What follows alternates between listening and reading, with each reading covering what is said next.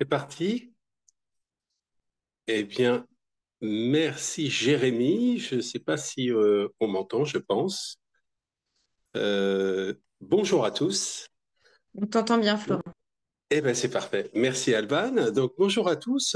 Florent Courreau, je suis heureux de lancer au sein des journées, des 2 journées qui sont organisées par Jérémy et son collectif Nous sommes vivants, de lancer une petite réflexion sur les comptabilités socio-environnementales et la régénération.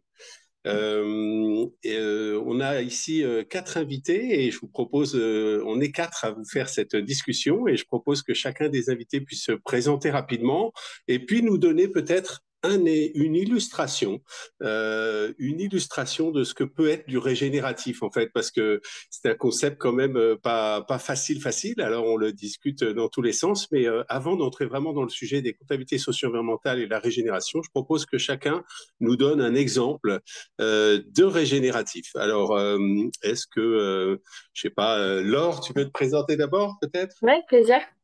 Bonjour à tous, je m'appelle Laure Gachignard, je suis diplômée d'expertise comptable et j'ai rejoint le pôle de recherche qui a développé la méthodologie LIFS il y a quelques années. Et j'ai par la suite exploré les comptabilités multicapitaux, notamment par une expérimentation, et j'ai monté mon cabinet autour de ces thématiques. Donc aujourd'hui, j'accompagne les entreprises dans leur transformation de modèles durables, mais au travers des outils comptables. Donc je m'appuie sur les logiques derrière les comptabilités multicapitaux que j'ai adaptées pour faire en sorte de faire de l'impact, mais directement intégré dans le système de contrôle de gestion et de gestion de l'entreprise pour que les décisions soient orientées avec les lunettes environnementales, sociales et économiques. Je fais Et alors, l'illustration maintenant ou... s'il te plaît, une illustration Ok. pour... Du coup, je vous invite à lire. Ah bah mince, je suis en floutée, mais c'est le livre de la méthodologie LIFS. Il y a le chapitre 11 qui présente les travaux de Christophe Samples. Donc, c'est un chercheur et praticien sur la régénération qui propose plusieurs exemples concrets, dont une entreprise agricole qui se contente pas juste de vendre des produits, mais qui agit sur les écosystèmes et qui est rémunérée pour les effets positifs de ses pratiques sur le territoire.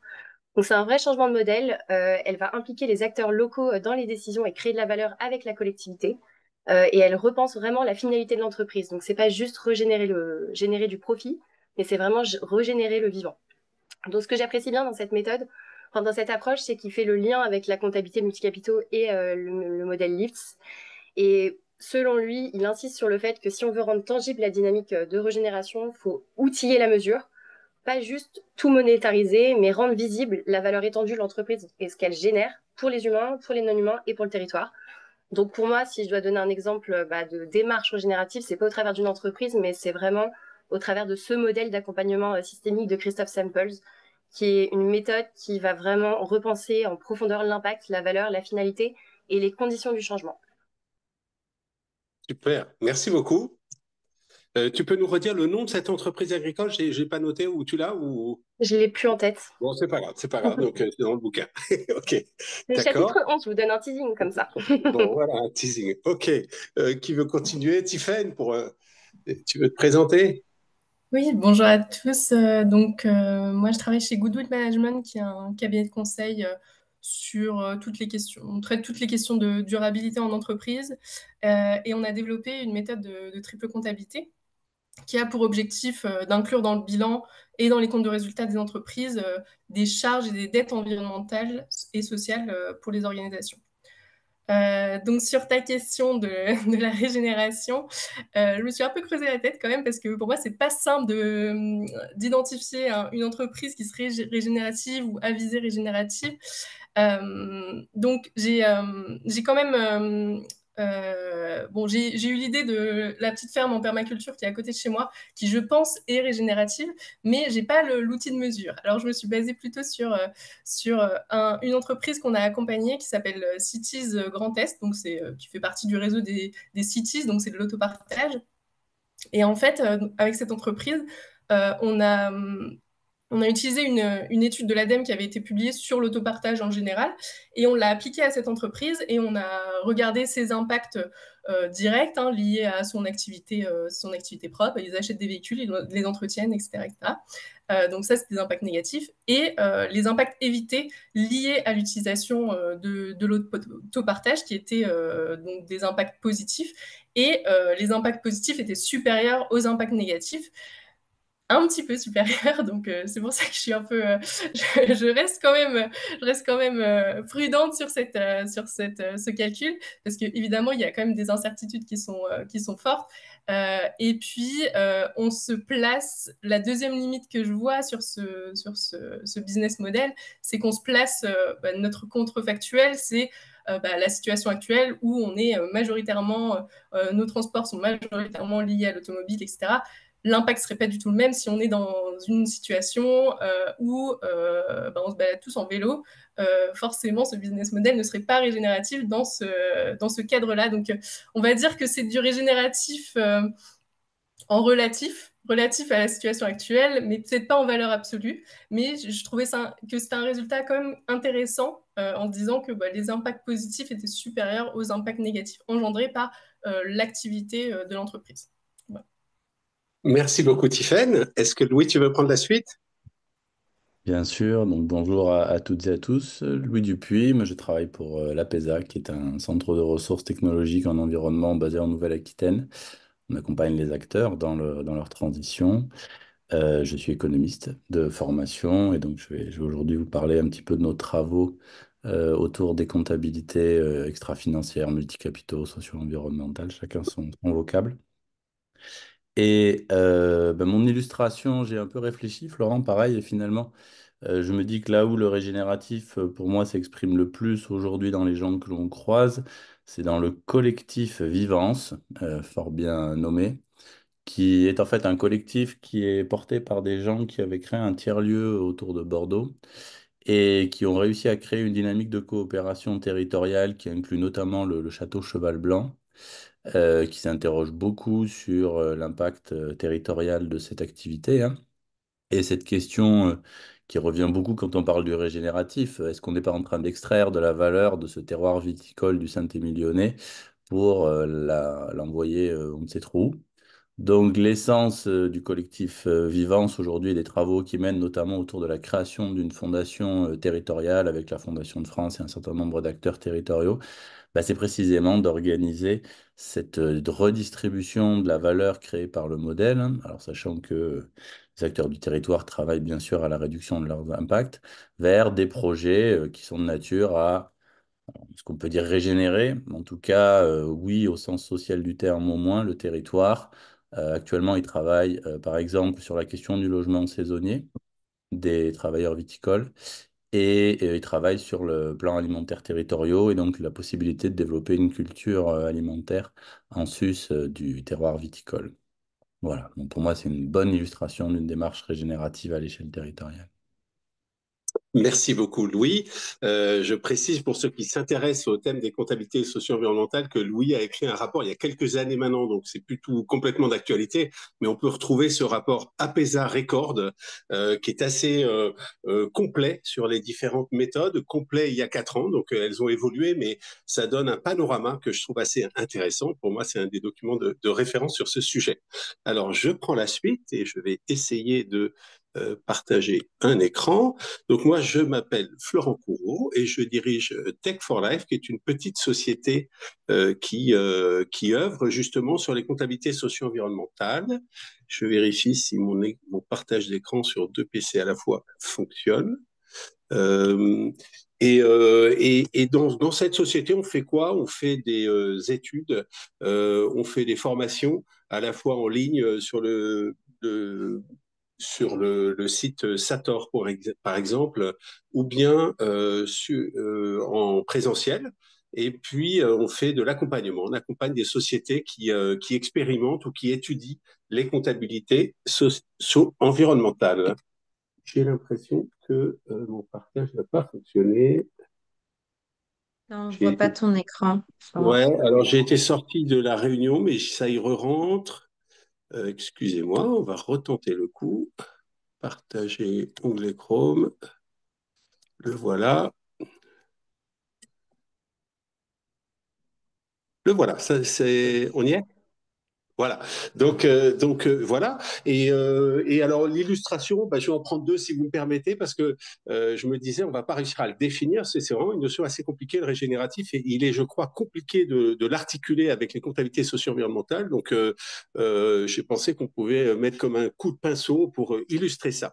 Je vais prendre une illustration personnelle et une illustration économique. La personnelle, c'est simplement que j'ai plus de voiture depuis un peu 2 ans et demi maintenant. Et ben, j'ai fait ça dans une logique de réduction, très clairement. J'ai fait ça pour réduire le poids de mon empreinte carbone et pour arrêter de me balancer du carbone. Et j'ai découvert énormément d'aspects nouveaux dans ma relation à l'espace, à la ville de Paris, dans mon sport, dans ma déconnexion. Et donc, il y a eu un nombre de produits sur mon style de vie absolument incroyable. Je pourrais en parler 1 heure, mais je ne vais pas le faire. Mais l'idée est qu'à partir d'une action de réduction, il y avait à côté de cette action de réduction des co-produits, ou je ne sais pas comment il faut appeler ça, des effets secondaires, on pourrait dire, qui étaient vraiment intéressants à étudier et que je n'avais pas imaginé au début. Et pour moi, le régénératif, c'est d'essayer de mesurer l'un dans l'autre des choses qu'on peut quantifier. Et ben, ça va être toute la discussion d'aujourd'hui à partir d'une action qui pourrait être à l'origine de la réduction. Le deuxième exemple que je voulais prendre, il est dans le monde économique, il est dans le monde agricole comme à peu près tout le monde ici, sauf Tiffen qui courageusement est parti dans le monde des flottes automobiles. Mais donc, c'est la fleur coupée. Et donc, si jamais je choisis de faire des fleurs locales en France, eh bien, je vais contribuer à un phénomène de développement de la polyculture dans des filières avec de l'emploi sur des nouvelles formes agricoles. Et puis, je vais également favoriser la pollinisation. Et donc, au lieu d'avoir des fleurs qui vont faire des milliers de kilomètres et du carbone à partir de pays comme le Kenya, eh bien, je vais faire un produit qui aura une valeur autre que la valeur économique qui est vendue avec la fleur. Et donc, cette valeur-là, je pense qu'on peut la qualifier de régénérative. Et bah, toute la question va être de comment la mesurer, la compter, la suivre. Alors, chacun de nos intervenants va nous faire un petit topo là-dessus. Moi, j'ai une introduction qui va venir en 2 phrases, tout simplement. La première, c'est Edward Wilson. Vous savez, c'est la personne, c'est un biologiste américain qui enseigne à Harvard et qui a créé la notion de biodiversité. Donc, on va dire que c'est plutôt du XXe siècle. Et il a cette phrase en français de dire que si on détruit de la forêt primaire à des fins d'un but économique, c'est comme faire cramer un tableau de la Renaissance pour se faire cuire ses raviolis, en fait. Donc, la phrase, elle nous montre que il y a moyen de détruire à la fois notre passé et notre avenir, à exploiter un capital naturel, à ne pas le préserver pour des fins économiques à court terme. Et je pense que tout le monde autour de la salle sera d'accord avec cette vision-là. Mais on peut aussi essayer de voir les choses plus comme une transformation plutôt que comme un impératif de ne pas détruire des capitaux naturels et de simplement les conserver. Et là, pour ça, je vais m'appuyer sur une deuxième phrase qui est de David Holmgren, que vous connaissez sans doute aussi, hein, qui est un des pères fondateurs de la permaculture, hein, et qui nous dit que l'agriculture traditionnelle, bah, c'était beaucoup de gens qui coupaient les blés. L'agriculture industrielle, c'est beaucoup d'intrants et de tracteurs et de mécanisation qui fait des rendements extraordinaires. Et les systèmes permaculturels, c'est des systèmes qui tournent sur de l'information et de la conception. Quand on regarde cette phrase un peu de haut, on se dit que les economics, la mesure économique de l'agriculture à travers les 3 mutations que vous avez sous les yeux, elle est incroyable, quoi. Le compte de résultat, pour parler comme un comptable, de 3 exploitations selon les 3 lignes de ça, n'a rien à voir, en fait. Et donc, la question, c'est comment est-ce qu'on va pouvoir mesurer les aspects de la 3e ligne, hein. La première, on savait faire, hein, la compta agricole du 19e siècle, ça existe. La deuxième, on sait faire aussi, hein, il y a beaucoup de lignes d'endettement, il y a des lignes d'intrants très importantes. Et ben la 3e, comment est-ce qu'on va la mesurer? Et sachant sachant que c'est de l'information, c'est pas de l'énergie qu'on achète, c'est une mesure de l'impact sur les écosystèmes et comment est-ce qu'on va mettre tout ça dans une analyse de la valeur. Eh bien donc, je vais passer peut-être à Louis en premier la parole pour essayer de répondre à cette question de comment est-ce que les différentes comptabilités socio-environnementales qui existent peuvent accompagner la mutation plutôt que la simple dichotomie entre réduction et génération, la mutation des mesures, comme on vient de le voir pour l'agriculture. Est-ce que Louis, tu as des choses à nous dire? Je te laisse partager ton écran si tu as des slides. J'ai des slides et Eh je te bien, vas-y. remercie, Florent, de cette question digne du bac de philo, puisque c'est la période. Je te remercie aussi de m'avoir donné 10 à 15 minutes pour la traiter. Ça va être un bel exercice. Mais oui, si tu... Alors, je crois qu'il faut que tu arrêtes ton partage d'écran pour que je puisse Alors, j'arrête. lancer le mien. Mais effectivement, ce que je vais essayer de vous proposer dans ce temps, alors voyons voir, est-ce que ça va fonctionner? Tac, oui, a priori. Et est-ce que je vais réussir à passer en plein écran? Ça, c'est moins sûr. Est-ce que vous voyez mon écran en plein écran? Mais oui, bravo Ah, Louis. tout va très bien, merci. Donc effectivement, le thème d'aujourd'hui et la demande qui m'avait été adressée, c'était de partager une méthode. Donc je vous rassure, je vais terminer par vous parler un peu d'une méthode de comptabilité socio-environnementale.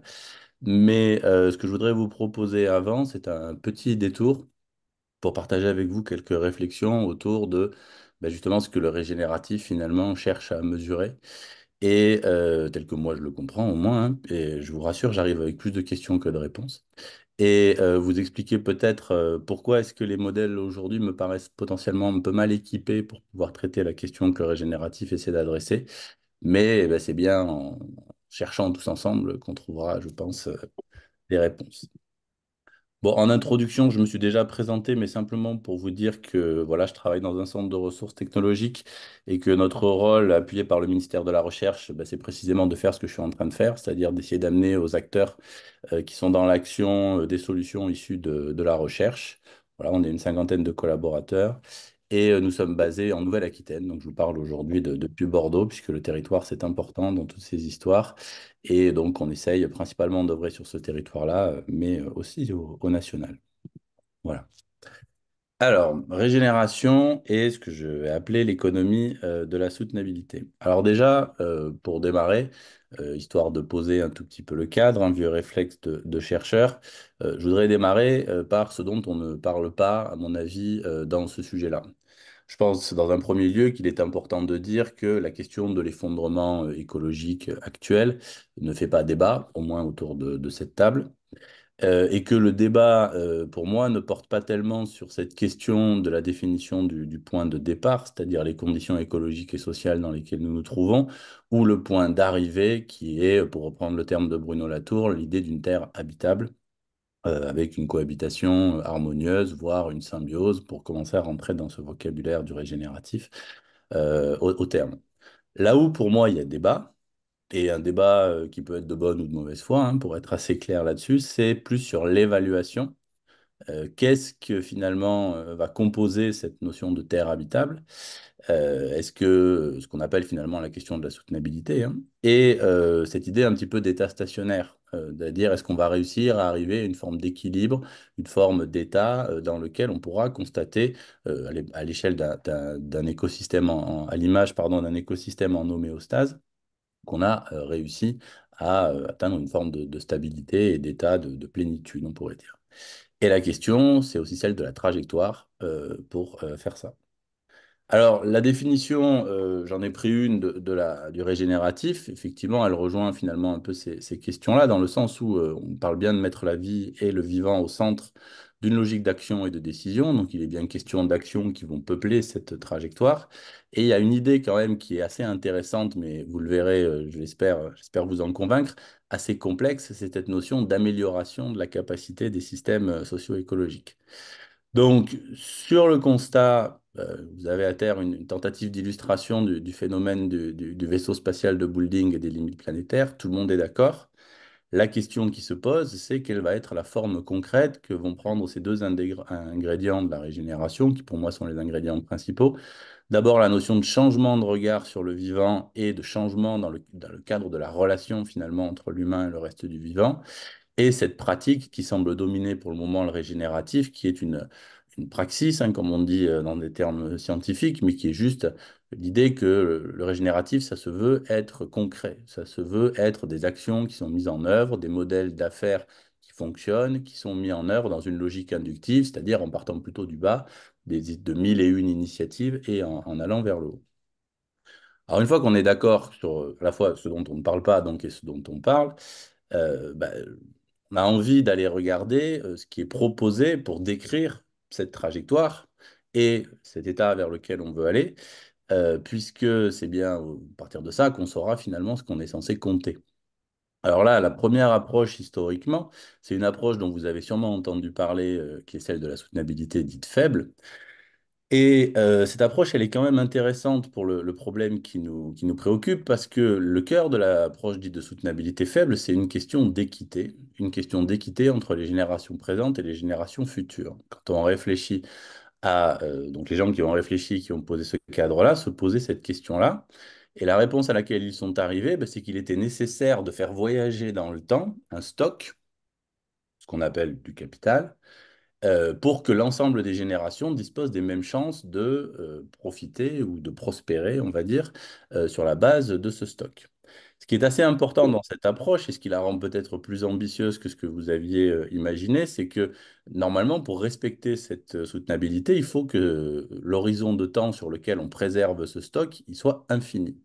C'est-à-dire que même en soutenabilité dite faible, si vos actions d'aujourd'hui font que dans 90 ans, les générations futures ne pourront pas subvenir à des conditions de prospérité raisonnables, ben, vous avez déjà perdu. Bon. Mais ça nous pose donc cette question de la façon dont l'économie doit évoluer pour maintenir un certain niveau de vie. Et la question des moyens, du coup, vient assez rapidement une fois qu'on est d'accord sur l'idée que l'objectif, c'est celui-là. Alors pour ça, l'approche de soutenabilité dite faible, elle a effectivement pas mis d'hypothèse sur la question de la substituabilité entre ces différents stocks, ces différents capitaux qui composent la base finalement qui se déplace pour assurer la prospérité dans le temps. Par contre, c'est pas parce que la substituabilité n'est pas interdite qu'elle est exclue. Et quand on sait ce qu'est la substituabilité, ça pose déjà un certain nombre de questions, puisque qui dit augmenter la valeur d'écosystème, dit régénération, bah, dit quand même quelque chose qui commence à ressembler à une évolution dans les rapports entre les différentes formes de richesse. Donc bon, il y a quand même quelque chose à creuser à cet endroit-là. Mais surtout, ce qui est assez important, c'est que cette approche de soutenabilité faible, comme l'approche de soutenabilité forte, quand on lui demande, bon d'accord, mais concrètement, est-ce que ça, c'est soutenable? Est-ce que ça, ce n'est pas soutenable? Ben, en fait, elle ne sait répondre qu'à la question de ce qui est insoutenable. C'est-à-dire que ce qui est considéré dans l'approche de soutenabilité faible, ce sont des choses insoutenables pour les écarter. Mais en fait, on ne sait pas vraiment dire ce qui est soutenable. Donc, on sort de là avec une inconnue qui est à quoi ressemble une économie dite soutenable et donc des composantes d'une économie soutenable au sens de un stock qui se perpétue dans le temps et des gens qui maintiennent un niveau de vie constant à un horizon donc infini. Alors, face à ces limites, bon, je remis ça juste pour mémoire, hein, parce qu'on va parler capitaux, comptabilité. Cette vision, elle s'incarne finalement par la définition d'un certain nombre de capitaux naturels, humains, produits, matériels, qui convient donc d'estimer et de maintenir dans le temps pour préserver à la fois l'habitabilité, l'ensemble, je dirais, des conditions de vie des populations. C'est ce cadre-là. Je rappelle ça rapidement, j'essaie de ne pas passer trop de temps non plus. À côté de ça, vous avez l'approche en soutenabilité forte, qui, si j'en crois les publications sur le régénératif, est plutôt celle à laquelle cette audience sera habituée, et qui se définit en fait principalement autour d'un postulat clé, c'est justement le refus de cette substituabilité entre capitaux. La soutenabilité, donc la question de comment on va voyager dans le temps, ben, elle est plutôt abordée par rapport à des effets de seuil, l'idée qu'on a des non-linéarités dans le fonctionnement des écosystèmes, des systèmes complexes, des effets rebonds, qu'il y a des enjeux de résilience, qu'il y a des enjeux de robustesse, hein, pour reprendre petite controverse qui monte entre résilience et robustesse dans le Landerneau en ce moment. Et une autre chose qui différencie cette approche de la soutenabilité faible, c'est que là où la soutenabilité faible, finalement, ne prescrit pas vraiment d'objectifs environnementaux et sociaux, ce sont les parties prenantes qui les fixent, bah, quand vous avez un cadre de soutenabilité forte, vous avez généralement des objectifs qui sont construits dans ce cadre. Typiquement, il suffit de penser aux donuts et aux planchers sociaux, dont on pourra reparler.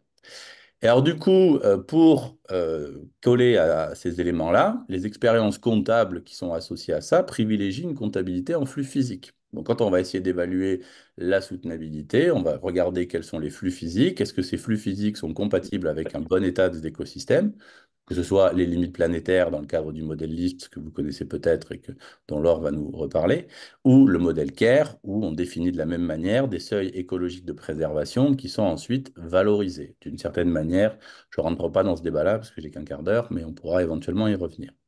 Mais alors, ce qui est aussi intéressant dans le cadre de notre discussion, c'est qu'en fait, quand on comprend tout ça, on réalise que même en soutenabilité forte, le critère que l'on a pour évaluer un modèle, c'est un critère, encore une fois, d'insoutenabilité, basé sur des limites physiques, mais d'insoutenabilité. C'est-à-dire que on est capable de vous dire que vous êtes insoutenable, vous n'avez pas respecté une limite planétaire, vous n'avez pas respecté un seuil de préservation, mais une fois que vous avez respecté ces conditions-là, est-ce que vous êtes soutenable ou pas? On va supposer que oui, mais en fait, on n'est pas vraiment capable de l'affirmer à 100%. Bon, pourquoi est-ce que je vous parle de tout ça? Eh bien parce que, je reviens à mon économie régénérative, la question qui va se poser, et ce qu'on aura envie probablement de compter dans le cadre de l'économie régénérative, ce sont des actions régénératives qui sont menées. Et donc, il nous faut bien un critère d'évaluation de la soutenabilité pour juger de quelles actions on va décider de mettre en œuvre. C'est un petit peu ça le but de l'exercice. Alors là, on a deux stratégies qui existent. La première, c'est une stratégie qui consiste à valoriser le coût de l'inaction. On vous montre ce qui se passe si vous ne faites rien et confronté à cette perte potentiellement insurmontable, il est moins cher ou plus intéressant pour vous d'agir. Ou alors, on peut valoriser le coût de l'action. On vous dit, bah, écoutez, voilà les actions qu'il faudrait mettre en œuvre pour atteindre tel ou tel objectif, respecter un bilan carbone, restaurer un écosystème, etc. Ça va vous coûter tant dans le temps en déployant tel type d'action. Cette question, elle est assez intéressante parce qu'elle sous-tend finalement deux logiques pour faire la transition, pour faire le chemin. Est-ce qu'il faut planifier? On sait ce qu'il faut faire et on va mettre ça en œuvre dans le temps.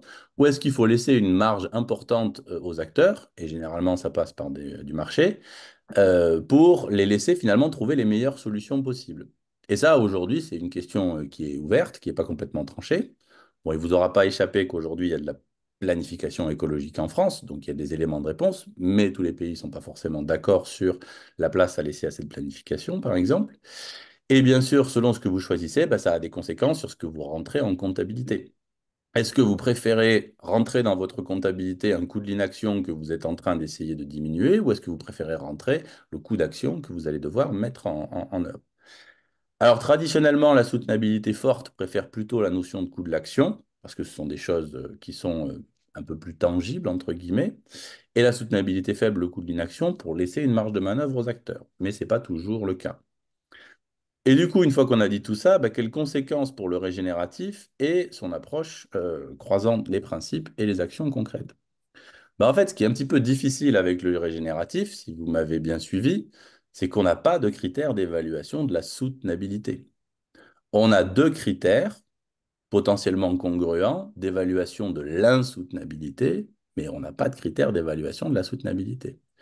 Et donc, on va se retrouver dans une situation qui est celle que j'ai essayé de représenter avec le schéma, hein. Je suis désolé pour le côté bataille navale, mais j'ai essayé de faire le plus clair possible. Si vous appliquez un critère de soutenabilité faible basé sur les préférences des gens, vous allez peut-être condamner toutes les solutions rouges, que ce soit des actions, des modèles d'affaires sur la gauche, par exemple. Si vous avez un critère d'insoutenabilité, type soutenabilité forte, basé sur les limites physiques, vous allez fermer toutes les solutions droites sur la droite, hein, vous voyez là les trois croix rouges. Et au milieu, il vous reste le triangle du milieu, où là, tout le monde vous dit, a priori, c'est pas insoutenable. Mais est-ce que c'est soutenable? Ben, c'est un peu difficile. Pourquoi est-ce que c'est une question va au-delà de questions rhétoriques ou scientifiques? Ben, parce que, partant du principe qu'aujourd'hui, on a beaucoup de modèles non soutenables. L'idée, c'est de les faire voyager vers des modèles soutenables. Comment est-ce qu'on est sûr qu'on va éliminer, en les déclarant insoutenables, les modèles d'affaires qu'il faut éliminer, qu'on va faire transitionner les modèles d'affaires qu'il faudrait faire transitionner parce que ce sont des activités qu'on juge importantes. Pensez au transport ferroviaire, par exemple, s'il faut mettre une image. Et inversement, comment est-ce qu'on est sûr que si on fait monter des modèles depuis zéro aujourd'hui pour les développer, ce qui est l'ambition du régénératif, qui vont être soutenables aujourd'hui, demain, dans 10 ans, dans 30 ans, dans 50 ans, dans 150 ans, pour satisfaire ces deux critères de soutenabilité? Alors, bien sûr qu'on a des idées là-dessus. Je ne suis pas en train de vous dire qu'on est complètement dans l'ignorance, mais cette question, de fait, elle n'est pas vraiment tranchée. Et elle est particulièrement critique dans la transition, c'est-à-dire dans l'idée qu'il n'y a pas que des modèles qu'on va construire de zéro et dont on pourrait penser qu'ils sont régénératifs by design. On a aussi des modèles sur lesquels on aimerait qu'ils développent des pratiques régénératives. Et on a un peu du mal aujourd'hui à évaluer en disant oui, oui, cette pratique-là, elle est régénérative, elle sera régénérative et elle sera régénérative dans 250 ans. C'est ça qui est un petit peu difficile du point de vue des modèles comptables. Est-ce que justement, cette approche régénérative, elle nous aide quand même à dépasser ça? Bah écoutez, aujourd'hui, moi, l'état de ma réflexion sur le sujet, c'est que il est assez facile, dans l'approche régénérative telle qu'elle est proposée, par exemple, dans le rapport de Lumia dessus, travailler sur le côté réduction des effets négatifs, ça, on sait assez bien faire. Ça rentre dans les critères d'insoutenabilité dont je vous ai parlé. La problématique, c'est plus sur les impacts positifs. Si on s'en tient à ce qui est existant, aujourd'hui, dans des modèles, et je le dis parce que les modèles CARE et LIFT ont été mis en avant dans ce rapport sur l'entreprise régénérative de Lumia, par exemple, si on s'en tient à ces modèles-là, effectivement, ils sont pas forcément, ils sont très bien armés pour dire tel modèle évitera, entre guillemets, des effets négatifs, selon un critère d'insoutenabilité basé sur limites physiques. Mais sur la question des actions à effet positif, actions régénératives, c'est plus compliqué. Aujourd'hui, la littérature a proposé des choses autour du do no significant harm, parce que c'est ce qui existe. C'est-à-dire, on peut dire qu'une action est potentiellement positive si elle ne fait pas de dégâts, mais on n'a pas vraiment aujourd'hui du base scientifique extrêmement solide pour dire bah, tel effet est régénératif.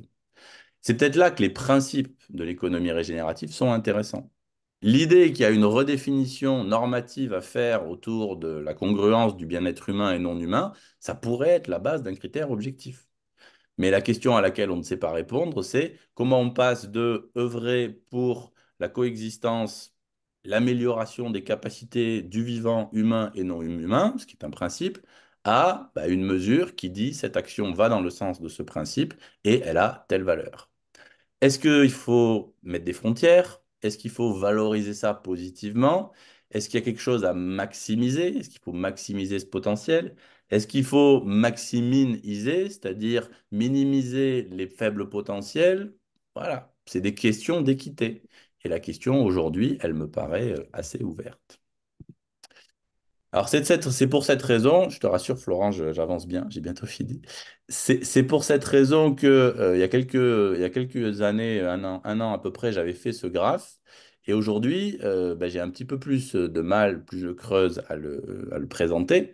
Parce que sur la partie 1 de ce graphe, l'idée qu'aujourd'hui, il y a des modèles qui sont dégénératifs, qui impactent la valeur de leurs capitaux et qui sont clairement en but à des limites de soutenabilité fortes. Je ne pense pas qu'il y ait de débat. Je vous renvoie à ma première diapositive. Sur l'idée qu'il faudrait avoir une trajectoire de régénération dans le sens où il faudrait diminuer ces impacts négatifs, qui est la phase 2, je ne pense pas non plus qu'il y ait de débat. On peut appeler ça une phase de restauration. Là où c'est plus compliqué et un petit peu ambigu, c'est qu'est-ce qui se passe aux étapes 3 et 4. Est-ce qu'une fois qu'on a plus d'effets dits positifs, qu'on a du coup du mal à évaluer, que d'effets négatifs, est-ce qu'on est déjà a priori en soutenabilité faible? Est-ce que c'est suffisant? Ou est-ce qu'on continue la régénération? Est-ce qu'on appelle ça une phase de restauration? Est-ce que c'est une phase de contribution nette, etc.? Qu'est-ce qui se passe finalement dans le modèle d'affaires? Et la question, c'est est-ce que la phase 4 hein, existe et comment est-ce qu'on l'évalue? Qui serait une phase où on n'a plus d'effets négatifs, ou en tout cas on n'a plus d'effets négatifs qui rentreraient dans les modèles comptables que l'on peut avoir, et on n'a que des effets contributifs. Et à ce moment-là, la question qu'on a envie de poser en étant un peu provocateur, est-ce que ces effets positifs, ils s'accumulent dans le temps, entre guillemets, à l'infini, recréant une espèce de croissance d'effets positifs, ou est-ce que, je vous renvoie à l'idée de frontière, est-ce qu'à un moment, on a maximisé le potentiel de l'écosystème, du socio-écosystème, et qu'on a comptabilisé une valeur maximum, qu'on est dans ce que certains appellent la post-croissance, c'est-à-dire un débat où c'est stabilisé. Bah aujourd'hui, je suis désolé de vous dire que j'ai pas eu de réponse très claire à ce sujet. Voilà. Alors pour finir, pourquoi est-ce que je vous parle de tout ça en plus de vous accompagner un petit peu dans la réflexion?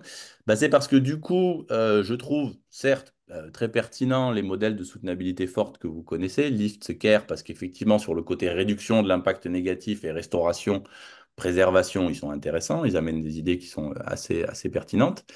Mais sur le côté positif, eh ben, je pense que vous avez compris à ma présentation que ce n'est pas en fait l'objectif de ces modèles. Ils n'ont pas vraiment de critères sur lesquels évaluer des actions. Donc si vous êtes dans un modèle de type CARE ou LIFT et que vous remplissez les planchers sociaux, les limites planétaires ou que vous atteignez les seuils de restauration écologique, la valeur qui reste, elle passera par des indicateurs économiques classiques, ce qui n'est pas forcément complètement satisfaisant. Du coup, aujourd'hui, vous avez par exemple le Natural Capital Management Accounting, qui est un cadre européen, qui est un cadre qui est basé sur les travaux historiques, un petit peu sur la valorisation des externalités. Et ce cadre, à mon avis, reste pertinent pour évaluer un des coûts de l'inaction, donc pour essayer de guider quand même l'orientation du modèle d'affaires, et deux, pour valoriser ce qu'on peut appeler des externalités, mais qui sont surtout, si vous voyez la diapositive, des évolutions dans du capital naturel, et vous pouvez faire la même chose sur du capital social, et qui peuvent être une façon de regarder quelle est la valeur positive, faute de savoir exactement conceptuellement comment l'intégrer à un cadre comptable, qui pourrait orienter un modèle régénératif. Voilà. Je pense que ça reste des choses nécessaires à ce stade de la réflexion. Et je n'en dirai pas plus pour le moment. Merci de votre attention. Merci beaucoup, Louis. Bon, on verra. On va essayer de laisser des questions, hein. Idéalement, on voudrait finir d'ici une vingtaine de minutes maximum pour qu'il y ait vraiment du temps pour les questions et les échanges. Je vois qu'il y a des gens, merci, qui font des commentaires dans le chat.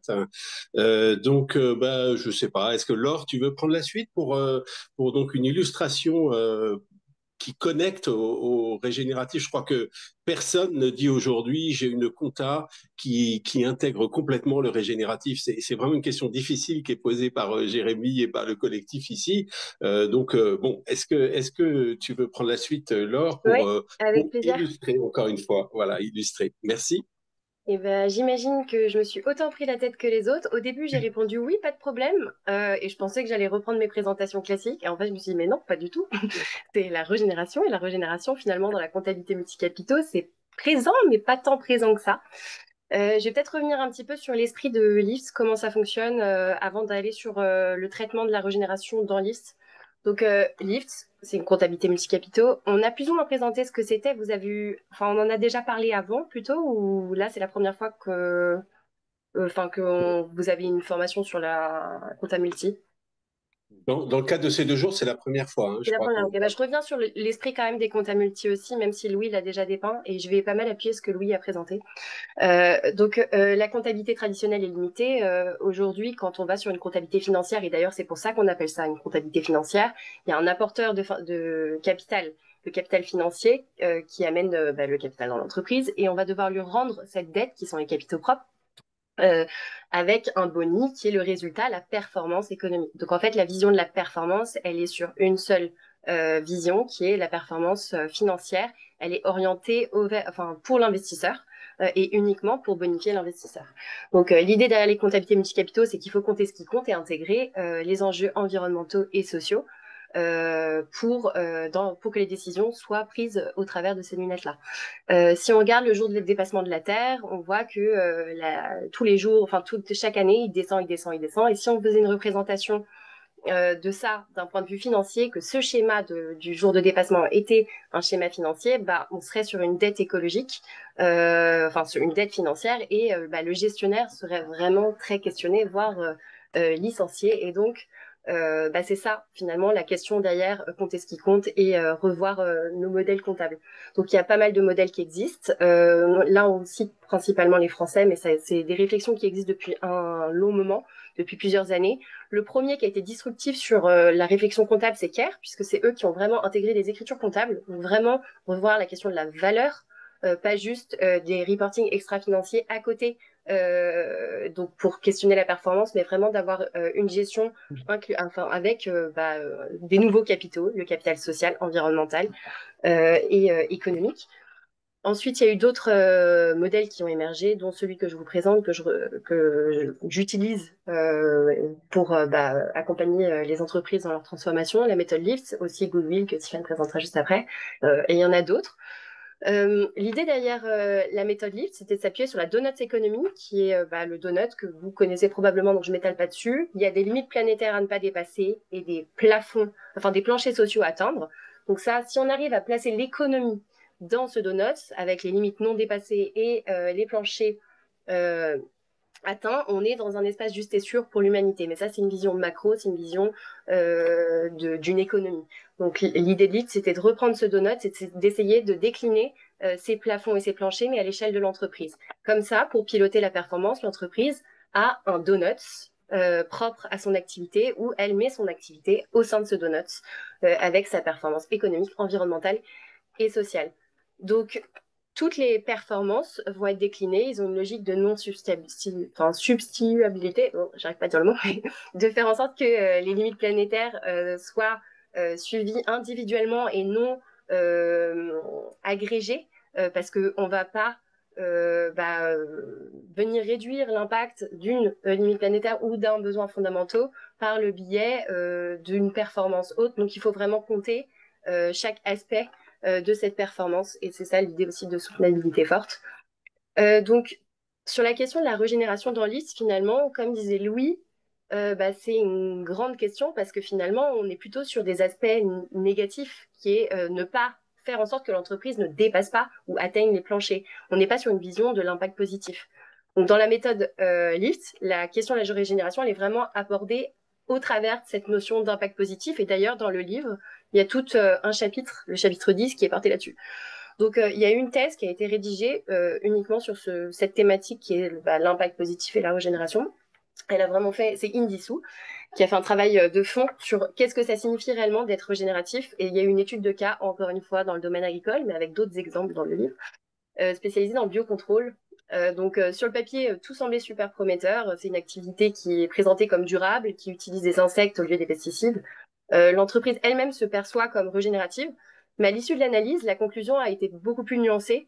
On ne pouvait pas vraiment la qualifier de... Donc, c'est vraiment la qualification de régénérative. Et c'est un point qui a été clé dans l'élaboration de la méthode LIFT. Il faut un cheminement progressif vers le régénératif qui a été intégré dans le modèle. Et il faut franchir plusieurs étapes avant de pouvoir revendiquer ce statut. Donc, c'est une prudence qui a été mise par la méthode, parce que dans l'évaluation d'un impact positif, il ne suffit pas juste de prendre une bonne idée, un bon modèle économique. Il faut vraiment avoir une vision systémique, prendre en compte les impacts indirects, les effets rebonds, le scope élargi.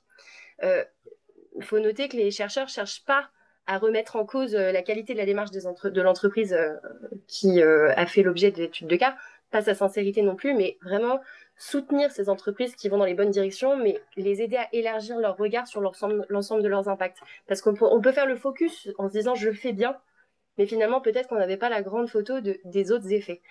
Et c'est ça que la méthode invite à approfondir quand on cherche à se qualifier de régénératif. Donc, j'ai déjà mentionné les travaux de Christophe Samples. Donc, c'est justement la poursuite de cette thèse, c'est ces travaux, même si c'est pas en lien avec la chaire, mais les deux sont connectés dans leur mode de réflexion où lui propose une définition claire d'un business model régénératif avec des critères précis. Et donc, en fait, il faut se positionner au travers de ces critères. Et il rappelle que c'est pas une qualification qu'on peut s'auto-attribuer, qu'il y a un niveau d'exigence qui demande une cohérence vraiment très forte à tous les niveaux de l'activité. Ce type de posture, ça a été confirmé dans le cas d'étude, justement, de la méthode LIFT, parce que, comme je l'ai dit en introduction, on pensait que le modèle était vertueux, et finalement, une fois les approfondissements élaborés, on voit qu'il reste des étapes encore à franchir avant de parler de régénération. Donc, si je dois résumer la méthode LIFT, ça n'exclut pas la régénération, mais ça appelle la prudence dans son usage. Il ne cherche pas à freiner les ambitions positives, mais vraiment s'assurer qu'on se repose sur une évaluation complète et rigoureuse.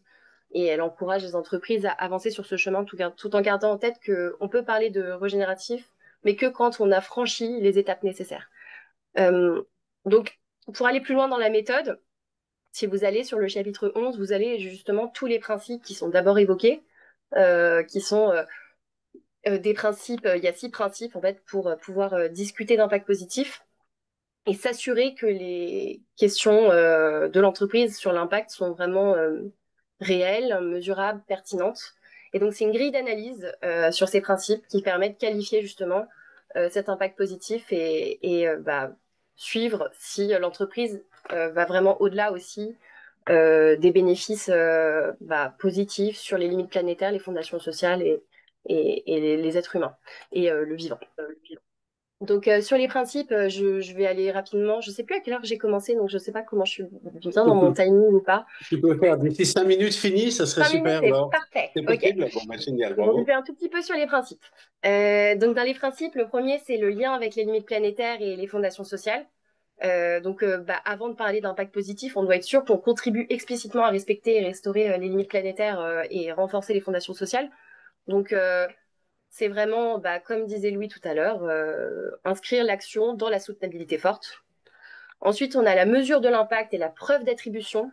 Il faut pouvoir mesurer l'impact et démontrer que l'entreprise y est bien pour quelque chose. C'est éviter l'écueil du greenwashing et un impact revendiqué qui finalement n'est pas forcément démontré. Le principe d'additionnalité aussi. Ça signifie que l'impact n'aurait pas eu lieu sans l'action de l'entreprise. Donc, encore une fois, ça rejoint un peu le principe de juste avant, mais c'est éviter de revendiquer comme positif des effets qui se seraient produits de toute façon. Le principe numéro 4, c'est le principe de prise en compte des effets systémiques. Je ne vais pas m'étaler sur la vision systémique parce que j'imagine que ici vous savez tous ce que c'est. Mais bon, les effets rebonds, les impacts indirects, le transfert de pollution. Donc il faut vérifier tout ça et valider qu'on a vérifié tout ça avant d'aller sur la suite. Le principe numéro 5, c'est la contribution nette. Est-ce que une fois que tous les impacts positifs et négatifs sont pris en compte, on doit adopter une approche globale et honnête et pas revendiquer un impact positif si dans le même temps, d'autres activités de l'entreprise causent des dommages supérieurs. C'est un peu le même, ça rejoint un peu le do not significant harms évoqué tout à l'heure. Et donc pour finir, il y a l'effet d'échelle, c'est le 6e principe. Donc c'est pour qu'un impact soit significatif, il doit changer d'échelle. Il ne s'agit pas juste d'avoir un effet ponctuel et marginal, mais de contribuer à une dynamique de transformation plus large, reproductive, inspirante.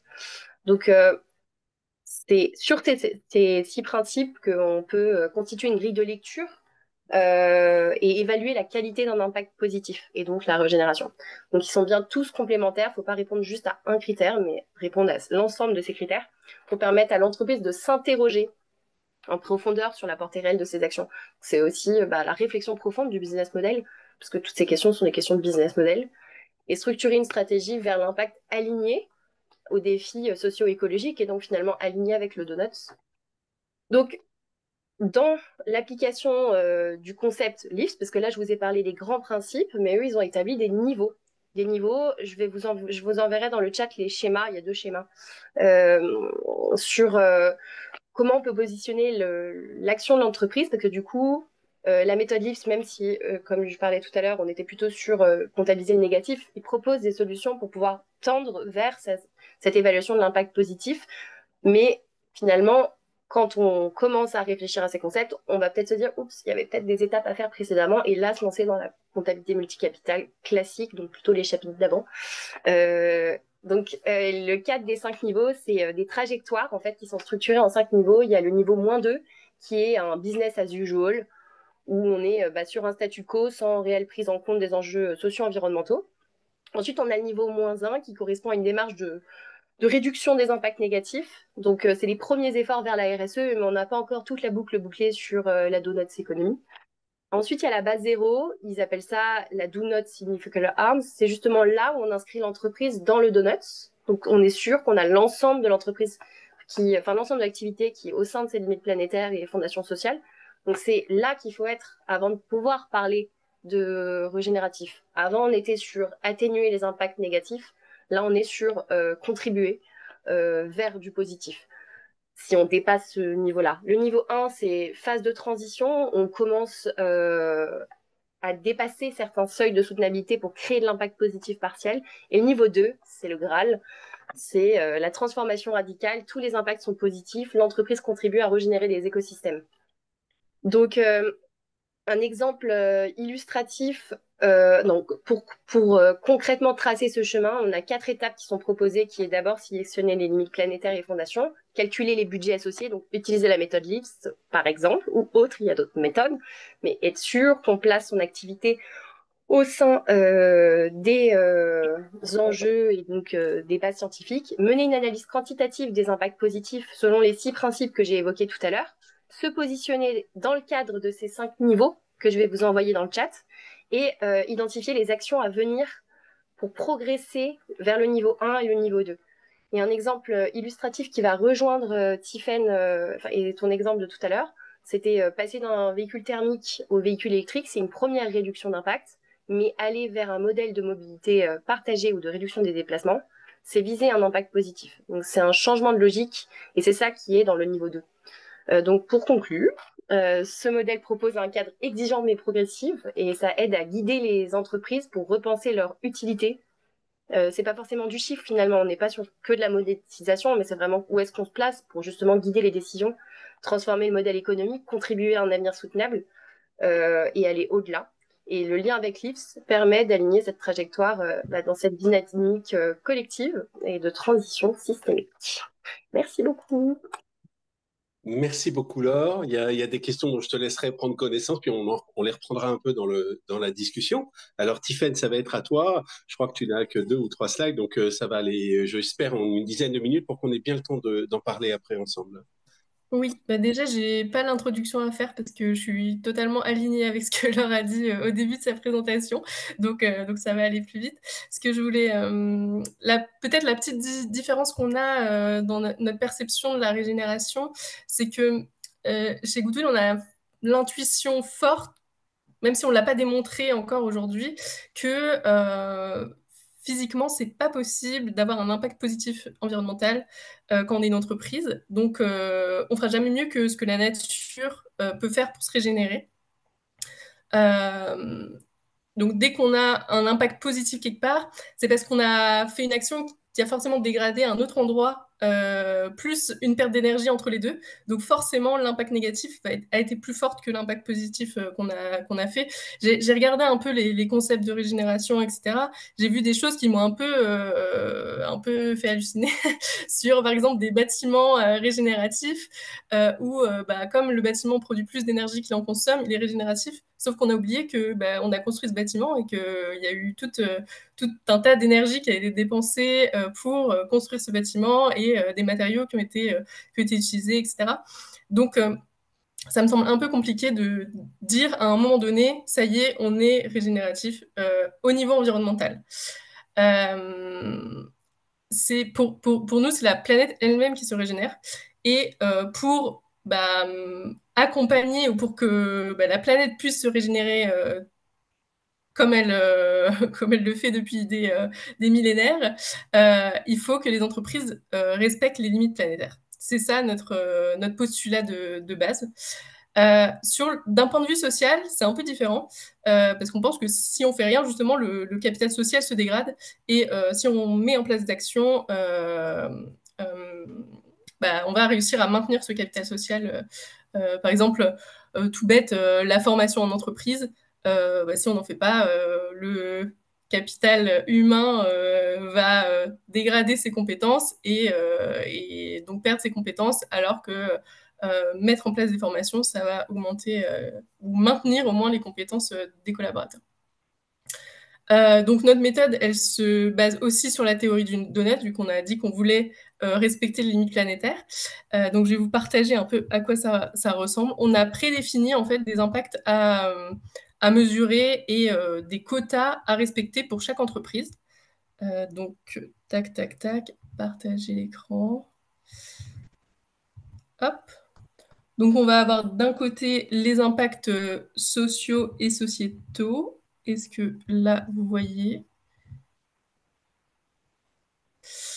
Donc, on différencie les impacts sociaux et sociétaux, mais je ne vais pas rentrer dans le détail aujourd'hui parce que sinon j'en ai pour 2-3 heures. Et les impacts environnementaux, donc comme Laure l'a expliqué, les impacts sociaux, il faut être au-dessus d'un certain seuil. Les impacts environnementaux, on essaye d'être en dessous des limites planétaires pour rester dans le donut. Donc nous, voilà, notre méthode, elle se base sur des impacts qu'on a prédéfinis. L'idée, c'est que l'entreprise va mesurer ses impacts via, par exemple, les émissions de gaz à effet de serre via un bilan carbone, et on va lui attribuer un quota à ne pas dépasser. Le quota à ne pas dépasser, il va être attribué en fonction du pays dans lequel se trouve l'entreprise, du secteur d'activité dans lequel elle se trouve, et de la valeur ajoutée de l'entreprise au sein de ce secteur d'activité. Donc, si une entreprise, si notre client, c'est une entreprise du monde agricole, on va lui dire, bon, bah, le secteur agriculture émet X% des émissions de gaz à effet de serre actuellement, donc on lui donne X% du quota. L'entreprise fait 1%, on va dire, de la valeur ajoutée du secteur, donc on va lui attribuer 1% de ces X% du quota. Ce raisonnement a des limites, bien sûr, parce qu'on a dit tout à l'heure que les secteurs allaient évoluer, qu'il allait avoir des secteurs qui vont se développer, d'autres secteurs qui vont devoir peut-être disparaître même. Donc on est en train de retravailler ça pour avoir des choses un peu plus précises aujourd'hui. Et donc, on a ces deux chiffres. Donc, on a l'impact d'un côté et le quota de l'autre. Et si l'entreprise a un impact supérieur à son quota, elle est endettée, elle constitue une dette envers la nature. Et si jamais elle ne constitue pas de dette, elle n'est pas endettée tout simplement. Mais pareil, je vais revenir à ce que Louis disait tout à l'heure, c'est voilà, elle n'a pas de dette, mais est-ce qu'elle est régénérative, est-ce qu'elle a un impact positif, etc. Ça, c'est encore des choses qu'on n'est pas capable de mesurer aujourd'hui. Donc voilà sur les émissions de gaz à effet de serre, et je voulais parler d'un impact social qu'on mesure qui est les écarts salariaux. Donc les écarts salariaux, ça va être assez simple, on va reprendre un peu ce qui est utilisé pour l'index d'égalité professionnelle. Donc on va regarder les écarts salariaux entre les hommes et les femmes dans l'entreprise. On va regarder la différence, on va sommer toute la différence des écarts salariaux entre les hommes et les femmes. Généralement, c'est les femmes qui sont moins payées que les hommes. Et en fait, le quota, on va dire que au maximum, l'entreprise peut avoir un écart de 5%, comme ce qui est mis dans l'index d'égalité professionnelle. On a un petit seuil de tolérance de 5%, donc on le met aussi. Et si l'entreprise a des écarts salariaux supérieurs à 5%, elle est endettée envers ses salariés et ES. Et sinon, elle n'est pas endettée. Après, pareil, est-ce qu'elle a un impact positif ou pas? Ça, c'est plus difficile à dire. Donc voilà, c'est ce que je voulais dire sur cette méthode. Donc vous voyez que c'est une méthode qui va nous dire si oui ou non on est dans le donut, si oui ou non on est dans un système qui permet à la nature de se régénérer et aux humains de se régénérer. Après, ça ne va pas nous dire comment faire. Donc, comment faire? Il va falloir qu'on trouve des méthodes de redirection écologique. Donc, chez Goodwill, on a une méthode de redirection écologique qui s'appelle la stratégie du Y, parce qu'il y a deux branches, donc faut aller dans une des deux branches. Et donc, on accompagne les entreprises en faisant le diagnostic, qui est la mesure de capital immatériel, et en les accompagnant après sur comment bouger pour atteindre le centre du donut pour être à l'intérieur. Pour l'instant, toutes les mesures qu'on a faites, donc là, j'ai passé la slide, mais je n'ai pas présenté du tout. La slide, donc c'est vraiment l'explication du compte de résultats étendu avec les impacts qu'on va mesurer, qu'on va mettre comme une charge, en fait, dans le compte de résultats. Et puis, les quotas à ne pas dépasser, qu'on va mettre comme une subvention en capital naturel. La nature nous donne un certain droit à émettre des gaz à effet de serre. Et donc, c'est comme une subvention de la nature. Et ensuite, on regarde la différence entre les deux et on le met d'un côté ou de l'autre, de l'actif ou du passif. On met la différence d'un côté, entre l'actif et le passif, selon si on respecte ou pas le quota qu'on nous a attribué. Voilà. Donc, ce que je voulais dire par rapport à voilà, que notre méthode, elle permet de faire un constat, de dire, ben, aujourd'hui, on est dans les limites planétaires ou on n'y est pas, on est au-dessus des seuils sociaux ou pas, et de définir des enjeux principaux pour ensuite établir notre stratégie de redirection écologique.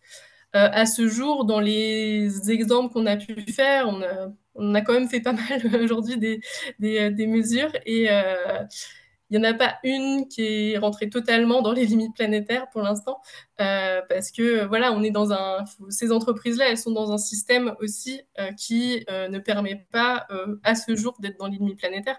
Donc pour l'instant, il y a encore du travail. On n'a jamais été euh, donc, si je reprends l'exemple de l'or et des différentes catégories, on est encore dans le niveau 1, on va dire, et puis on essaye d'aller dans les limites, mais on n'est pas encore du tout au niveau régénératif. Et pourtant, on a travaillé avec des entreprises qui sont tout à fait, euh, tout à fait RSE, on va dire, et qui sont, par exemple, des ESAT, qui font de l'entretien paysager, qui ont toutes leurs voitures en électrique, etc. Et pourtant, selon notre méthode, ça rentre pas encore dans les limites planétaires. Voilà, j'ai rattrapé un peu le temps. Ouais. Super, merci beaucoup, Tiffany. Merci, c'est super parce que ça nous permet de laisser bien du temps pour les questions. Je ne sais plus si quelqu'un modère les questions. Là, je vois une question de Birgit Greif sur les entités, la plus petite unité qui doit respecter ces seuils. Je trouve la question assez intéressante. Donc peut-être que les gens qui sont appuyés sur le donut voudront commenter. Moi, je vais faire un commentaire rapide sur une mesure qu'a annoncé le groupe Michelin il n'y a pas très longtemps, qui est une mesure de salaire décent. C'est-à-dire qu'ils ont calculé pays par pays, et ça répond à votre question sur la plus petite unité, parce que l'idée, c'est que le niveau de vie est homogène dans un pays. Ils ont calculé ce qu'il fallait comme revenu pour faire vivre une famille de deux adultes et deux enfants. Et ils ont aligné en fait tous les salaires qui étaient au SMIC local, mais pas au salaire décent local. Ils ont remonté ça pour qu'il n'y ait plus personne sous un salaire décent dans aucun des pays. Donc, je trouve ça assez intéressant. Il me semble qu'il y a là-dedans du régénératif, peut-être keynésien si on parle du point de vue économique, c'est-à-dire qu'on se dit que un alignement vers un salaire qui est non seulement minimum au sens légal du terme, mais décent, avec ce que ça implique, et ben ça c'est un pari pour régénérer, pour générer de la valeur dans les pays dans lesquels opère cette multinationale. Je ne sais pas si d'autres personnes veulent commenter sur cette question de la plus petite unité. Je veux bien apporter quelques éléments, parce que c'est une question sur laquelle on a travaillé en recherche et elle illustre bien quelque chose qui me tient à cœur, c'est qu'on part d'une réalité issue des sciences naturelles, hein, mais assez vite, on arrive sur des questions qui sont très sciences humaines et sociales. Et donc, typiquement, bah, les limites planétaires, comme leur nom l'indique, elles sont calculées à l'échelle planétaire. Et là, il n'y a pas vraiment de débat sur ce qu'elles représentent. Ça a été un choix de mettre un modèle pour avoir ces 9 limites planétaires, mais ça représente des processus géophysiques parfaitement établis. Par contre, quand la littérature scientifique s'est demandé bah, comment est-ce qu'on applique ça à l'échelle d'une entreprise, bah, on retombe sur des questions purement d'équité. Est-ce que pour donner la méthode qui aujourd'hui est la plus couramment employée, vous rapportez les limites planétaires à l'ensemble de la population mondiale et qu'ensuite vous multipliez cette limite planétaire rapportée à un individu par le nombre d'individus de l'entreprise, du pays, etc. Est-ce que c'est juste? Est-ce que c'est ce qu'il faut faire? Est-ce qu'il faut prendre en compte les dommages passés du pays en question? Est-ce qu'il faut laisser plus de place à des pays qui ont besoin de se développer? Toutes ces questions dont vous avez entendu parler, ben, elles ont des conséquences très concrètes quand on essaye de calculer ce genre de choses. Donc, moi, j'ai l'impression, mais je laisserai Laura et Tiffany compléter dans les approches. Moi, j'ai l'impression qu'aujourd'hui, sur cette question-là, la littérature n'a pas stabilisé de réponse. Et ce qui peut être un peu dommage, c'est voilà, de laisser passer ça de façon un peu automatique, alors que bah, une entreprise pourrait très bien décider de prendre plus ou moins que sa limite planétaire pour tout un tas de raisons, etc. Et je pense que ça devrait être un objet de discussion dans la définition des seuils. Voilà ce que je dirais rapidement. Moi, si je peux appuyer ce que tu dis, enfin, c'est vraiment ce que tu dis, hein, mais la question de la légitimité du budget, justement, elle est très complexe parce que si on compare, par exemple, le budget sur le carbone de l'Afrique par rapport à la France, finalement, on n'a pas la même croissance de base, on n'a pas le même passé, le même développement. La question, elle est identique entre une PME et une grande entreprise. Et une grande entreprise. Donc, transposer, par exemple, la limite planétaire climat sur l'échelle de l'entreprise, on va se baser sur, par exemple, les Science-Based Targets. Mais en fait, une PME qui est en pleine croissance, ça ne veut pas dire que sa croissance, elle est mauvaise par rapport à une grande entreprise. Cette grande entreprise, elle a tout son passé et on part d'une année de référence pour définir quel code-part du budget on va lui fixer. Et finalement, c'est difficilement applicable pour des petites entreprises vs des gros. Mais en fait, le débat, il est sans fin parce que si on avance sans se fixer de budget, on n'avance pas. Donc, du coup, il y a des adaptations qui vont être faites peut-être sur les plus petites entreprises pour intégrer ces volets-là. Mais c'est très, très compliqué comme question à traiter. Et en plus, toutes les thématiques sont différentes. Sur le gaz à effet de serre, c'est entre guillemets facile parce que, c'est une émission de gaz à effet de serre indirecte, c'est accepté par tout le monde, voilà. Par contre, sur la question d'utilisation de l'eau, ça dépend si on est sur une zone de stress hydrique ou pas, quel type d'eau on va récupérer. Donc, ça pose plein de questions. Et c'est pour ça que, les modèles se basent sur des modèles de scientifiques parce que eux ont traité ces questions et ont cherché de décliner ces objectifs à travers, pour l'appliquer à l'entreprise. Bien, merci Laure. Est-ce que les uns et les autres, vous avez vu des questions dans le chat déjà? Est-ce qu'il y a des gens qui veulent poser des questions à l'oral peut-être? Là, je laisse peut-être la modération leur donner la main. Je sais pas comment ça se passe, la prise de parole, mais si des gens veulent prendre la parole, allez-y.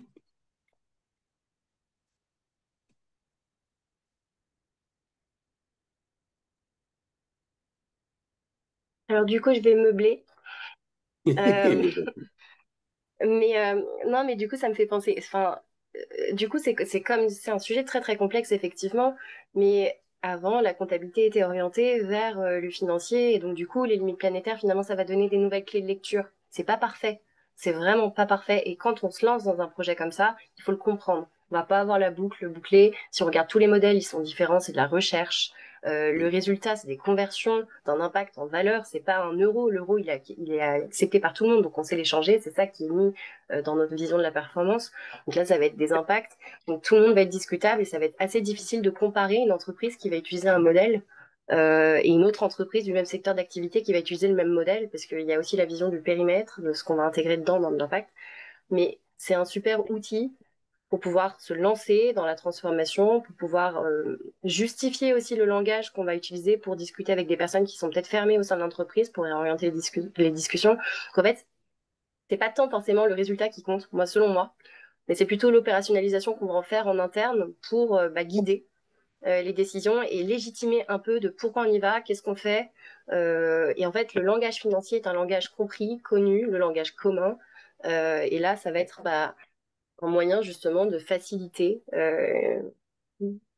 Par exemple, qu'une direction financière se lance là-dedans, alors qu'initialement, là, il y a un peu plus d'ouverture d'esprit avec la CSRD, etc. Mais fut un temps où c'était pas forcément le cas. Et là, ça va permettre vraiment de revoir les métiers, d'intégrer ça dans les métiers de chacun, d'opérationnaliser la transformation. Le directeur financier, il y avait une question tout à l'heure. Vous m'arrêtez après quand vous voulez parler d'un autre truc, hein, sinon c'est sans fin. Mais la question du directeur financier, justement, elle est essentielle. Le directeur financier, il s'appuie sur le contrôle de gestion, sur la gestion de l'entreprise. Qu'est-ce que c'est la gestion de l'entreprise? Les décisions, elles sont prises sur le découpage financier qui est fait de l'entreprise.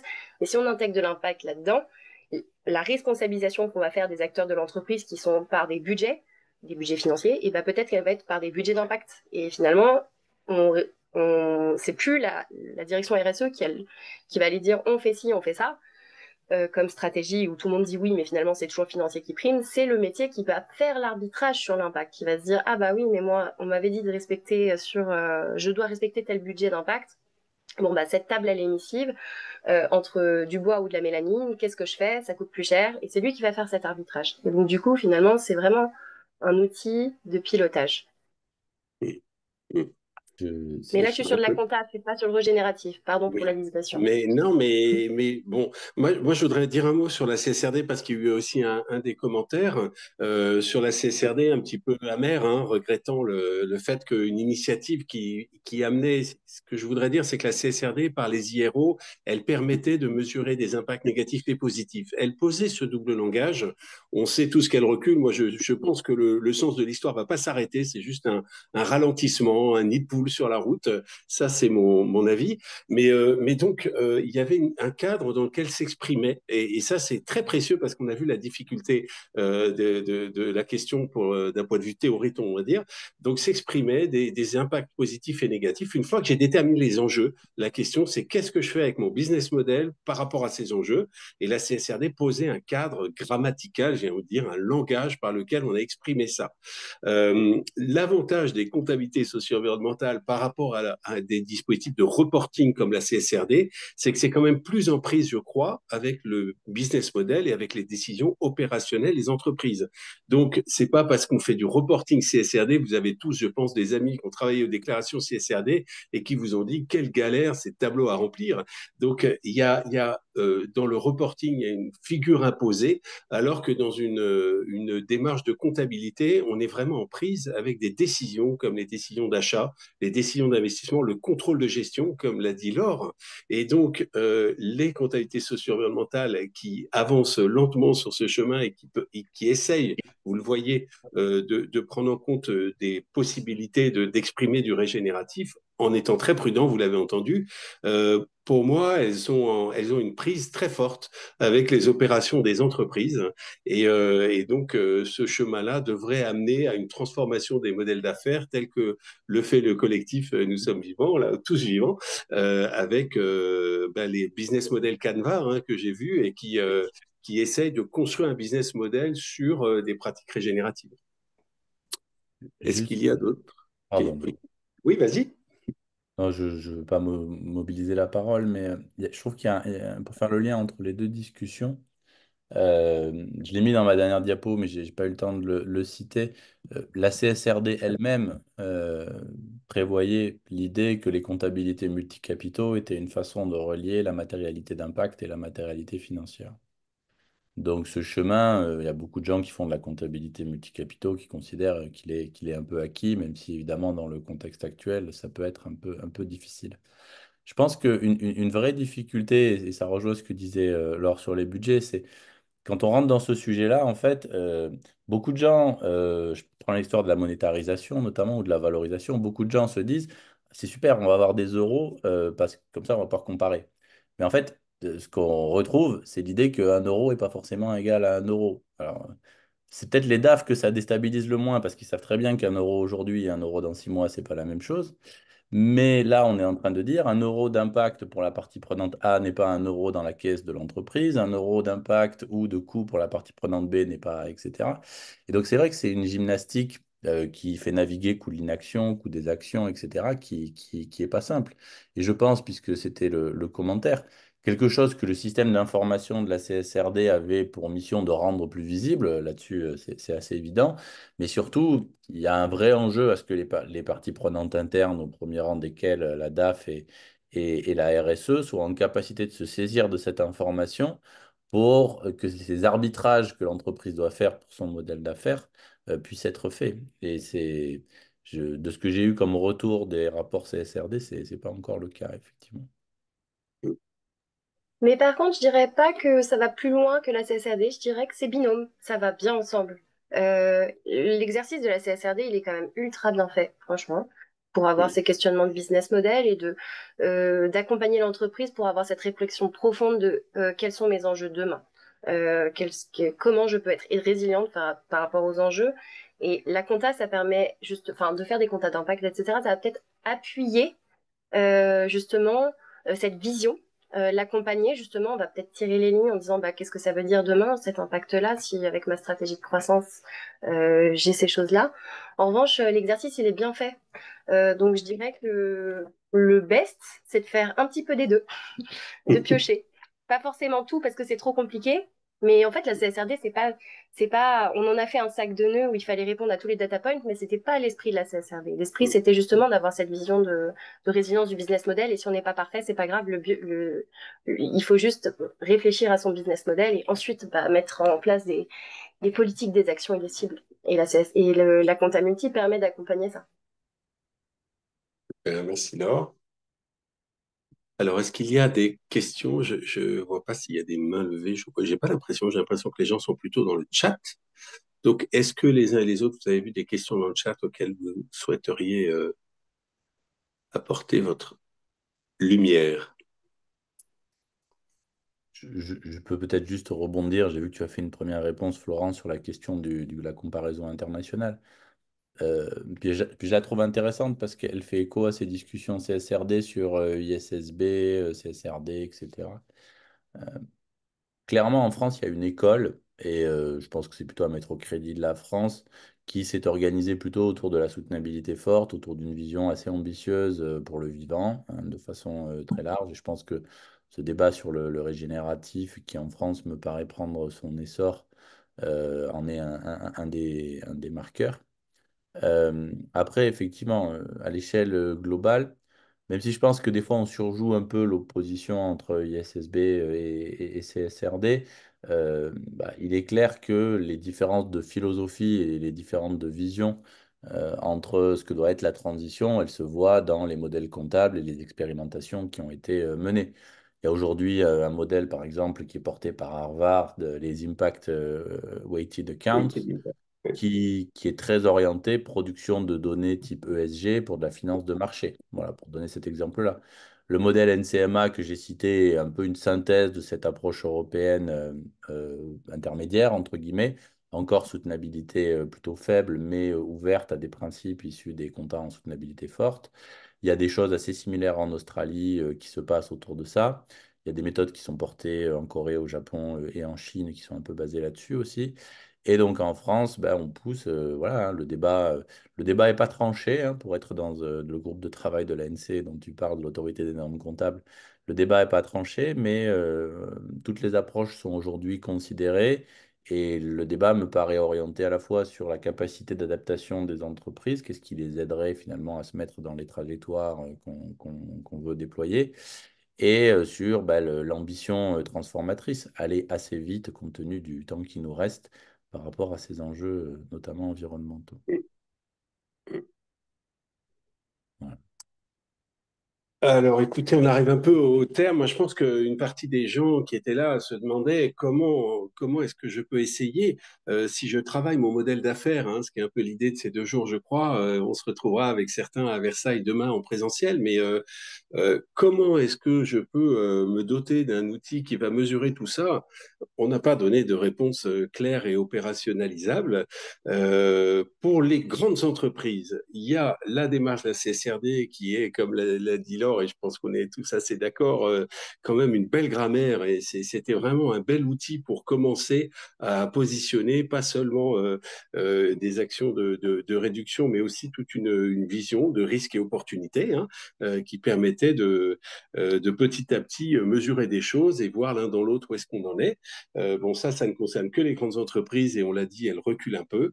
Il me semble que des méthodes de comptabilité peuvent permettre, on a vu, je crois, assez clairement les principes que Laure a exposés pour se poser les bonnes questions en essayant de poser des métriques sur ces impacts-là et pas tout de suite aller mesurer du plus à la va-vite qui serait délétère et même dangereux. Donc, le cheminement vers les méthodes, voilà, j'ai aidé récemment une société qui s'appelle EasyCash et qui est à la Convention des entreprises pour le climat. J'ai vu qu'il y avait des gens de la CEC dans la salle, et donc à se doter d'une comptabilité socio-environnementale. Bon, bah, ils y vont pas à pas.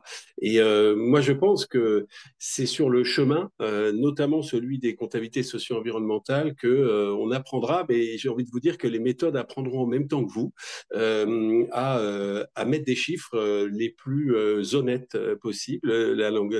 La comptabilité, c'est une langue qui cherche à être honnête. Et donc, bah, c'est dans ce chemin-là, c'est pas encore audité, c'est pas normé. Désolé, vous êtes dans un vaste chantier, mais c'est pas pour ça que on doit renoncer complètement. Donc, bah, typiquement, ce groupe EasyCash qui était soumis à la CSRD ne l'est plus, puisque eh bien, ils sont plus dans les seuils, et ben ils continuent leur projet. Ils le continuent et ils essayent de voir comment leurs impacts et l'impact de leur modèle d'affaires, qui est des produits de seconde main pour ceux qui les connaissent, a une fonction limitante pour les dommages et éventuellement régénérative. Voilà. Bien, eh ben, écoutez, s'il n'y a pas d'autres questions, je ne crois pas qu'il y en ait. Il me reste à remercier tous les participants et puis Jérémy, s'il est encore avec nous pour son invitation, et puis surtout nos trois intervenants qui ont préparé des petites interventions là-dessus. Je crois que ça a été enregistré, donc ça sera disponible en replay. Voilà. Merci beaucoup. Merci Laure, merci Louis et merci À Tiffaine. bientôt. Et puis à bientôt tout le monde. Bonne journée. Au revoir. Et bon courage. Oui, oui. Bon courage à tous. Bon On en a courage. besoin. Voilà. Ayez du courage sinon. Ciao. Merci Laure. À bientôt. Au revoir tout le monde.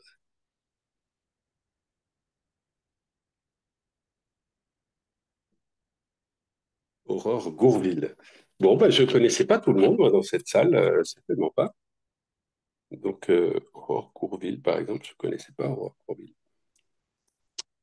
Ok, ben, je sais pas. Doc. On s'arrête là, Jérémy, si tu es là. Il n'y a plus rien à faire de notre côté.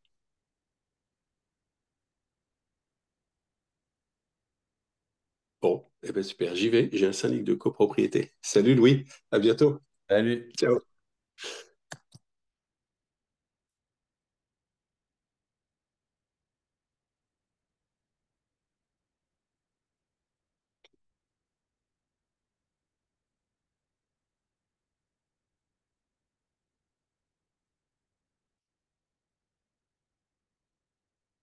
Ah aussi.